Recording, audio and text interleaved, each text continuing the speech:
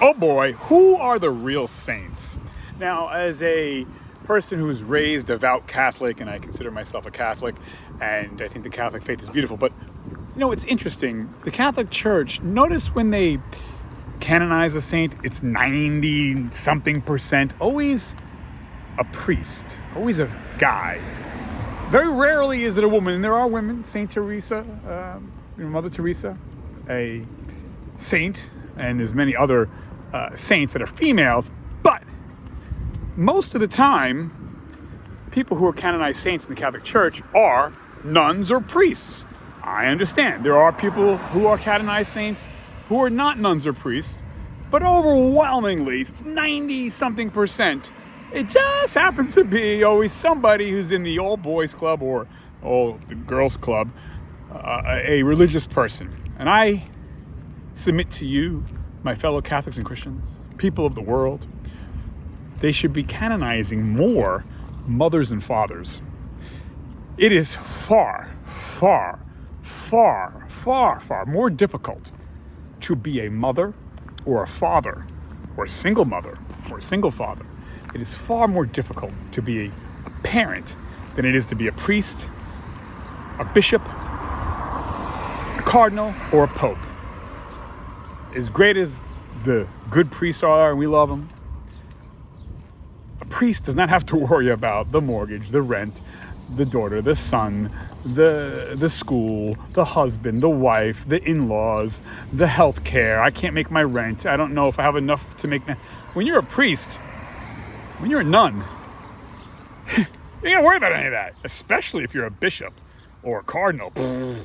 You live, I mean, you're probably living in a lap of luxury, but aside from that, you don't have to worry about feeding the kids, the heartache and the pain of taking care of, my mother-in-law, my sister-in-law, my brother-in-law, they got to go to school, the sports, oh my God, the parent-teacher conference, oh my God, they're sick, oh my God, I have to worry about the rent and the health care and the food and the car payments and the pressure, and then the marriage and my husband, my wife, oh my God.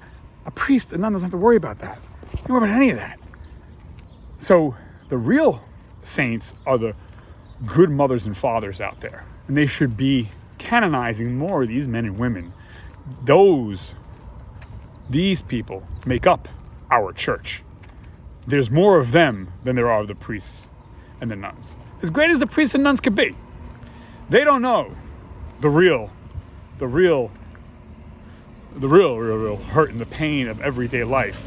Not to say that they don't have their own hurt and pain of themselves. Of course, they have to have a vow of celibacy. They can't get married. They can't have intimacy, which humans want. That's a type of, their type of discipline, a type of heartache in itself, kind of. But that's a lot easier of a lift than taking care of a family of 3 children, 4 children, 5 children, 1 child, mortgage, rent, healthcare, bills. More. Did I mention bills? More bills, more bills, more bills, more bills, more bills. You're a priest or a nun. You pray. You have to hear confessions or be there for the flock. If you get really lucky, you could be cloistered, and then you just pray. You pray for the world. Not a bad deal. I mean, and prayers are powerful. Yeah, sure, but you're cloistered away. You have your own challenges. I get that, but it pales in comparison to a mother or father who has to. Did I mention bills? Bills and hurt and pain and 3 mouths to feed and getting evicted. We don't have enough for the car. We don't have enough for the food.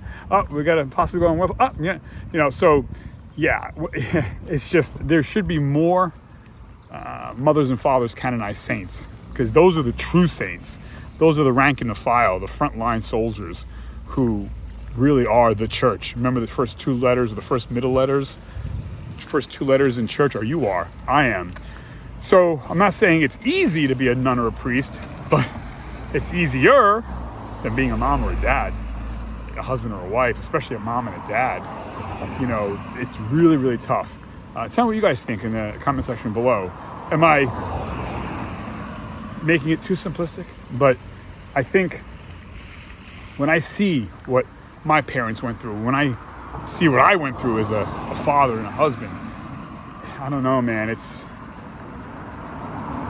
It's a different animal, you know. And I've never been a priest, but and I get it.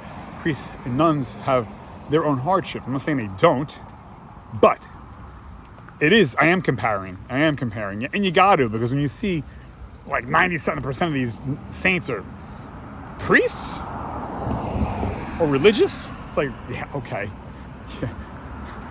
They wouldn't last 2 days in a single mother's shoes. They wouldn't last 2 days in a single father's shoes. They wouldn't last 2 days in a family where they got to take care of 2, 3, 4 kids. One of them sick and dying. You know what I mean? Like, it's just not the same thing.